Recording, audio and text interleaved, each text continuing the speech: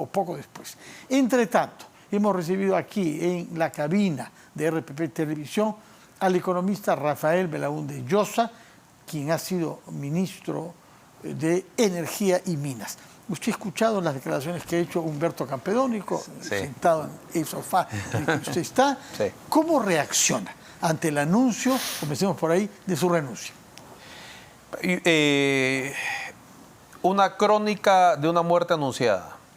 La de él. La de él y la historia de Petroperú, ¿no? Pero él había tenido éxito en el sentido de que consiguió el lunes por la noche este dinero del Estado que le permitía salvar dinero de los contribuyentes realmente, ¿ah? ¿no? Dinero de los contribuyentes que podría ir a atender necesidades urgentes de la población más vulnerable. Bueno, pero tampoco se podía dejar simplemente quebrar esta empresa y que se queme el pan en la puerta del horno, ¿no?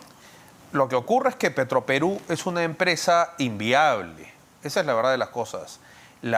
Si uno ve sus estados financieros, si uno ve sus resultados y los compara con la monstruosa deuda que tiene por el tema de la refinería. Nos ha dicho el señor Campodónico que va a ganar, refinando, $600 millones al año y que en 10 años podrá pagar lo que costó construirla. Eso no tiene pues ninguna lógica. El Perú produce menos del 25% del combustible que consume. El 75% se importa o el 80% se... Pero hay países que no producen nada. Nada. Cero. Y claro. Tienen refinerías. Bueno, importan, pues puedes importar el crudo. Sí, pero refina. Pero puedes importar la gasolina ya refinada también. Mucho más caro. Mucho más caro. ¿No? Mucho más caro en función de qué. Acá es el Perú que ganará por cada galón que venda por haberlo refinado. Ese es el negocio, los costos, si uno ve los costos, cómo se han ido incrementando año tras año de lo que fue el presupuesto inicial, los costos financieros. Esto lo va a pagar el usuario en el costo de la gasolina. Es una locura. O sea, se han destinado o se van a terminar destinando sumando costos financieros. Carlos Paredes, García Rosell, Augusto Bertel, los ministros, todos esos se equivocaron. No, yo creo que presidentes todos de Petroperú asumieron un criterio que creo que es errado, que es cuando terminó el gobierno del presidente Humala, ahí hubo que tomar una decisión, o seguir con la refinería o asumir esa pérdida. Sí. Yo creo que hubiese sido mejor para el Perú asumir la pérdida ahí y no seguir con el proyecto. El proyecto es un proyecto millonario, ha desviado recursos que se requieren para otras prioridades que tiene el Perú. Pero el problema de Petroperú no es solamente el problema de la refinería. En general, los costos operativos de Petroperú siempre han sido más caros.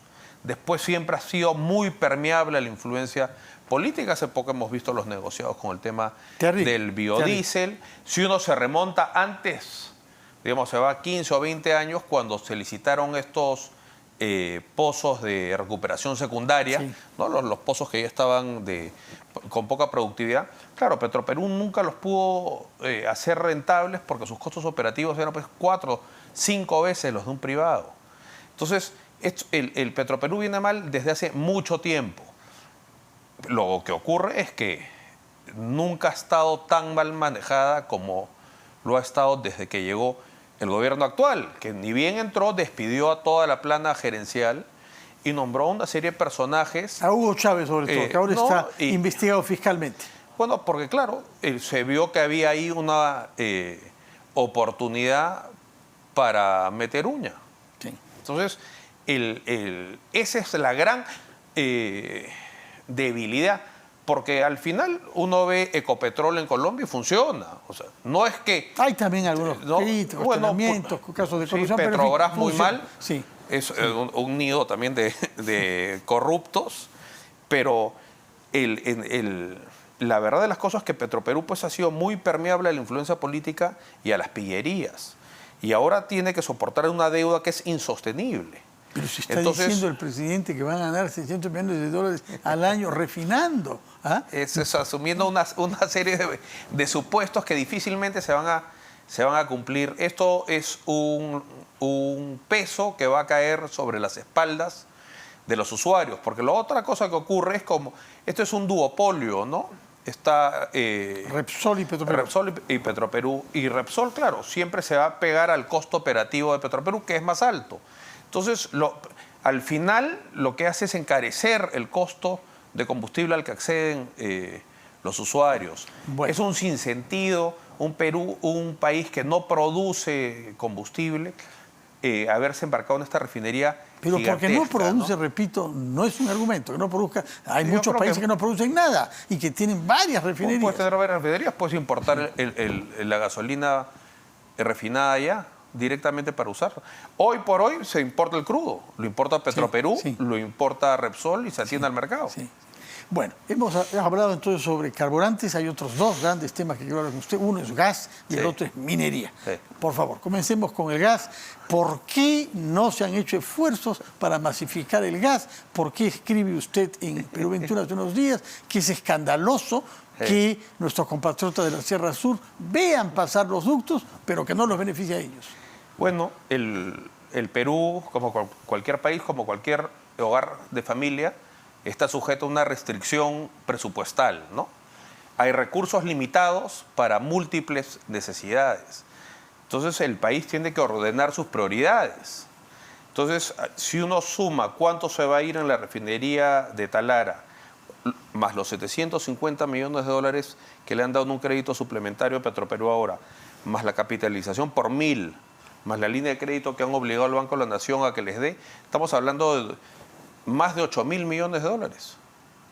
O sea, 4 puntos del PBI ha decidido el Estado destinar a esta aventura.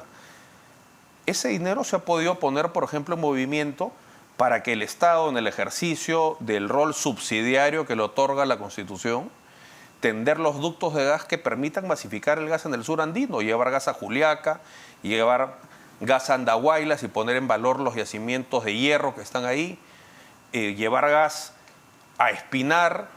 Si hubiese energía ahí, pues se podría, por ejemplo, tener una fundición y en vez de que los camiones bajen concentrado 30%, tener una fundición y bajar ya el cobre refinado. Es decir, la energía, el mundo hoy por hoy, ¿qué es lo que requiere? ¿Cuál es el gran desafío geopolítico, ¿no? Falta de energía y falta de agua. En el caso de la energía vemos que tenemos un lote, el lote 88, lleno de gas que se tiene que reinyectar, regresar. Porque no sabemos usarlo. Porque no destinan dinero para masificarlo. Y en el caso del agua, los ríos vierten millones de metros cúbicos al mar, mientras la gente, más de 3 millones de compatriotas, no tienen agua potable. Entonces, este es al final un problema de prioridades.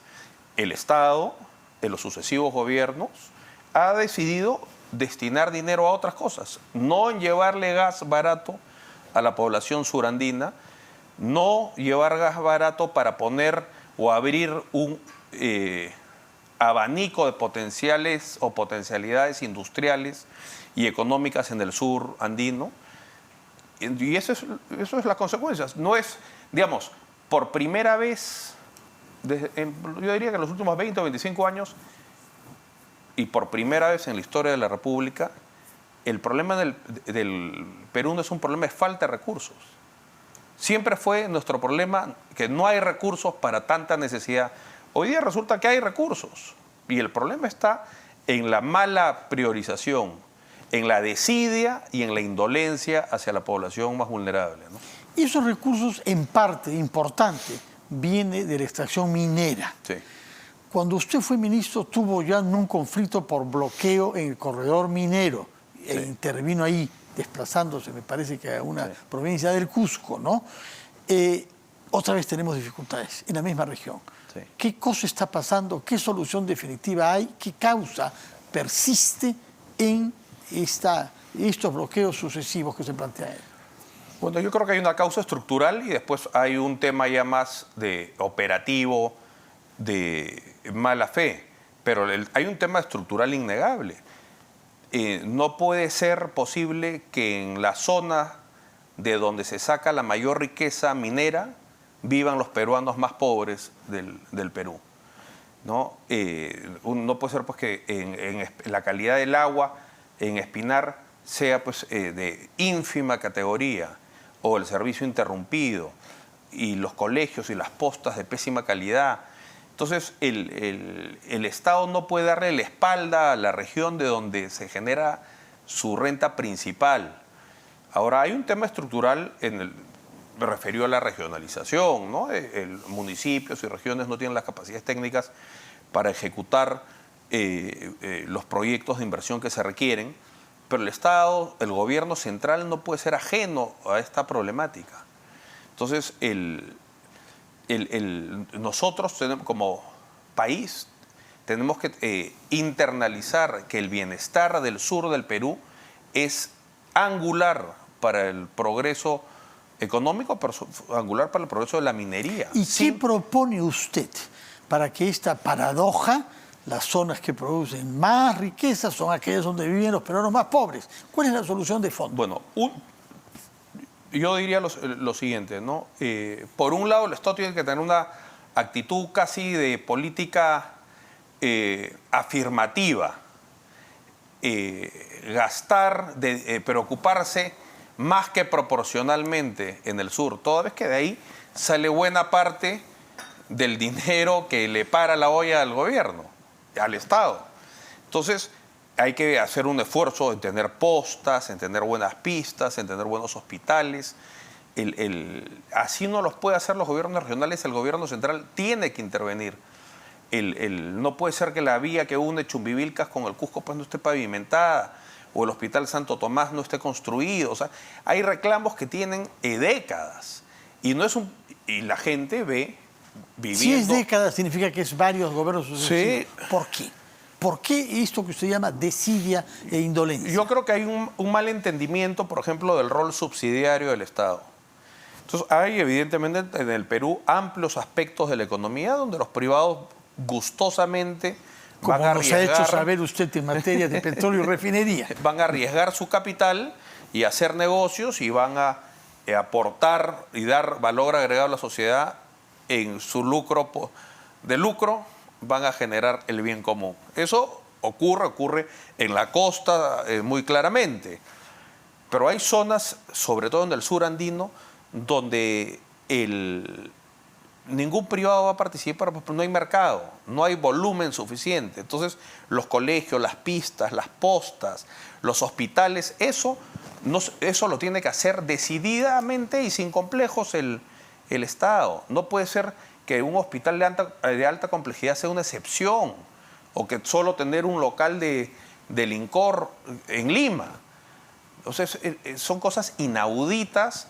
El sur del Perú, habiendo generado tremenda renta para todos los peruanos y para todo el Perú, debería de tener unas condiciones mucho más favorables. Ahora, otro aspecto es que la gente, por el diseño del sistema de reparto de la renta minera, no siente que el beneficio de esa actividad extractiva les repercute pues directamente, ¿no? Entonces, yo he propuesto, siempre he sido partícipe de un sistema de asignación, esquema cheque minero, pero hay otras alternativas. ¿Cómo ¿no? cheque minero? Explíqueme eso. ¿Qué cosa es? Yo era partidario, soy partidario, que un porcentaje de la renta, del canon que no se ejecuta, vaya directamente a la población de las zonas mineras más pobres, la gente que vive. La pobreza extrema en el Perú es la persona que vive con menos de 201 soles al mes. O sea, en el Perú hay gente que vive realmente en condiciones infrahumanas. Entonces, es perfectamente con los excedentes, con el dinero que no se gasta del canon, duplicarle, triplicarle el nivel de ingreso monetario. Claro. O sea, estoy hablando de la pobreza monetaria, porque por supuesto. Se puede triplicar, se puede duplicar de un plumazo. Y aliviar significativamente. El tiempo nos vence. Yo quisiera hacerle una pregunta sobre política, porque se le ve a usted con un dinamismo argumentativo y se dice que usted está comprometido con la creación de un movimiento nuevo que podría ser inscrito pronto. ¿Es verdad o son rumores que corren? Son las dos.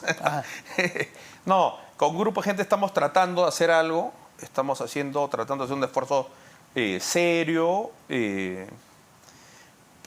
digamos, sin ningún punto fijo, ¿no? O sea, creemos que es importante poder construir una plataforma y poder inscribirnos ante registro y electoral. Convocar pues, a la gente más talentosa, a la gente de buena voluntad, a la gente sin ningún dogma, ¿no? Yo creo que hay una agenda programática una agenda que tiene que ver con convocar inversiones, con el desarrollo de proyectos que ya son Pero impostergables. también con el rol del Estado, por lo que nos ha dicho. Sí, por una parte, digamos, yo soy una persona que cree en la iniciativa individual, en la libertad de empresa, en la propiedad privada, pero es evidente que en un país con las asimetrías y dificultades que tiene el Perú, el Estado tiene un rol importante que cumplir. Por ejemplo, del sur del Perú, el rol del Estado es más importante. nos lo ha explicado muy bien. Que en el norte del Perú. ¿Tiene un nombre ya para esta plataforma? Están evaluando. Estamos todavía...